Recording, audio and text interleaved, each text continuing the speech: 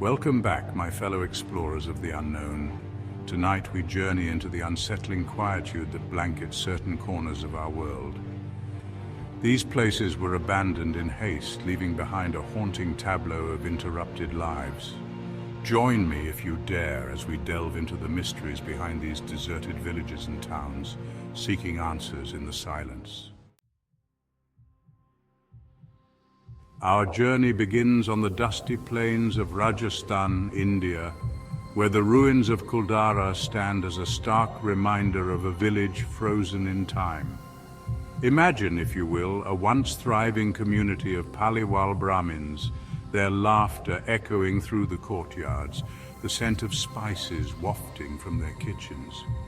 Now picture that vibrancy extinguished, replaced by an unnerving emptiness. The year was 1825. Under the cover of darkness, every single soul in Kuldara vanished. Their reasons? Lost to whispers and legends. Some say they fled an oppressive ruler, Salim Singh, who, consumed by a forbidden desire for the village chieftain's daughter, threatened to impose unbearable taxes upon the villagers if his demands weren't met.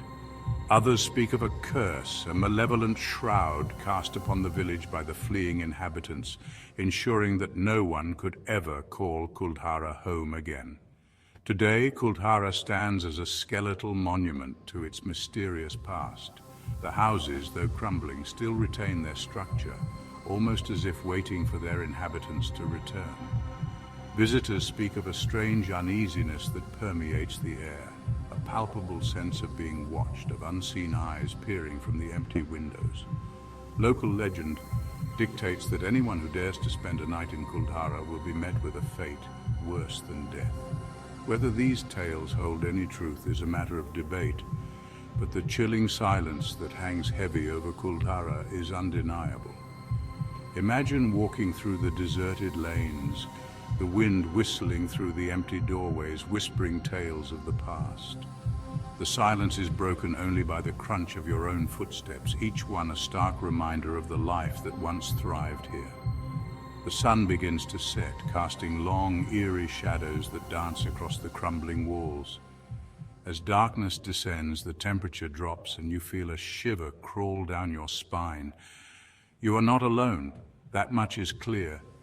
The silence seems to amplify every creak and groan of the aging structures, turning them into whispers of dread.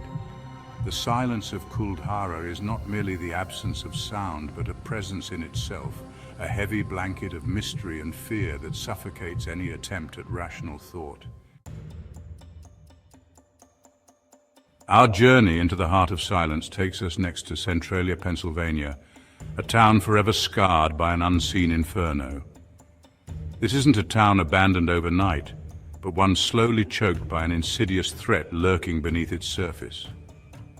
Imagine a place where the very ground you walk on could give way, revealing a fiery abyss below. Centralia was once a bustling coal mining town, its streets echoing with the clatter of miners' boots and the rumble of coal carts.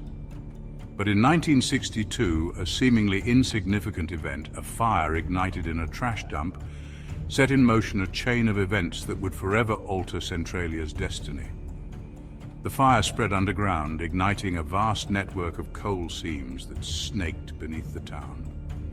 The air grew thick with the stench of sulfur, and the ground, once solid and dependable, became treacherously warm. Despite efforts to extinguish the subterranean blaze, the fire raged on, defying all attempts to contain it. The residents of Centralia found themselves living on borrowed time, their once peaceful town transformed into a ticking time bomb. As the years passed, the ground grew hotter. Sinkholes opened up without warning, spewing noxious fumes, and the ever-present threat of the fire breaking through the surface loomed large. By the 1980s, the situation had become untenable. The government declared Centralia uninhabitable, offering to relocate the remaining residents.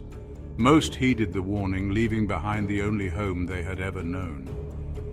Today, Centralia is a ghost town in the truest sense of the word. Cracked asphalt roads lead to nowhere. swallowed by the encroaching wilderness. Houses stand empty, their windows like vacant eyes staring out at the silent streets. Yet, Centralia isn't entirely deserted. A handful of residents refuse to leave, choosing to stay in the town they love despite the dangers. They live with the constant reminder of the inferno raging beneath their feet, a testament to the resilience of the human spirit. The silence of Centralia is a haunting melody composed of the echoes of a lost community, the hiss of escaping steam, and the constant, unsettling rumble of the fire that continues to burn deep within the earth. Imagine standing on the empty highway that cuts through the heart of Centralia, the air thick with the smell of sulfur. The silence is broken only by the wind whistling through the cracks of abandoned buildings, each gust a mournful sigh for a town lost to the flames.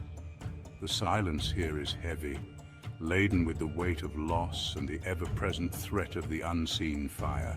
It is a silence that speaks of a community fractured, of homes abandoned, of a future swallowed by the earth. Our final destination tonight leads us to the heart of France, to the village of Oradour-sur-Glane, a place frozen in a perpetual state of mourning. Unlike the gradual descent into silence of Kuldara or Centralia, Oradour-sur-Glane's silence was sudden, brutal and absolute, a consequence of an unspeakable act that forever silenced the laughter of its inhabitants. Imagine, if you will, a picturesque French village bathed in the warm glow of a summer afternoon. Children are playing in the streets, their laughter echoing through the air. Shopkeepers tend to their wares, exchanging pleasantries with passers-by. Life, in all its simplicity and joy, unfolds at a leisurely pace. Now imagine that idyllic scene shattered by the roar of engines, the screech of tires, the glint of cold steel. On June 10, 1944, at the height of World War II, Oradour-sur-Glane became the target of Nazi brutality. In a single afternoon, the village was transformed into a scene of unimaginable horror. The SS division, driven by a misplaced act of reprisal, rounded up the villagers, men, women, and children. The men were herded into barns, the women and children into the church. Then, with chilling efficiency, they opened fire. The air, once filled with the sounds of life, was rent with the staccato bursts of gunfire, the screams of the dying, the crackle of flames as the village was set ablaze. When the smoke cleared, Oradour-sur-Glane stood in ruins, a silent testament to the horrors of war. 642 souls perished that day, their lives extinguished in a senseless act of violence. The French government declared that Oradour-sur-Glane would remain untouched, a permanent memorial to the victims, and a stark reminder of the devastating consequences of hatred. Today, Oradour-sur-Glane stands as a chilling time capsule. The ruins of the village, preserved exactly as they were in the aftermath of the massacre, serve as a visceral reminder of the day evil descended upon this peaceful corner of France. Rusty bicycles lie abandoned in courtyards, burnt-out cars sit on the streets, and the skeletal remains of the church stand as a haunting memorial to the souls lost within its walls. The silence of Oradour-sur-Glane is deafening, a silence heavy with sorrow, loss, and the ghosts of those who perished. Walking through the preserved ruins of Oradour-sur-Glane is like stepping into a ghost town frozen in time. The silence whispers the names of the victims, etched into the memorial at the village entrance, a stark reminder of the fragility of life and the devastating consequences of hatred and intolerance. The silence of Oradour-sur-Glane is a powerful testament to the resilience of the human spirit, a call to remembrance and a plea for peace. From the cursed village of Kuldara to the fire-ravaged streets of Centralia and the poignant ruins of Oradour-sur-Glane, we've explored places united by an eerie silence. These villages and towns, once bustling with life, now stand as silent witnesses to the unknown. If you found tonight's journey into the heart of silence as compelling as I did, be sure to give this video a thumbs up and subscribe to my channel for more explorations into the unknown. And until next time, my fellow explorers of the unknown, stay curious and stay safe.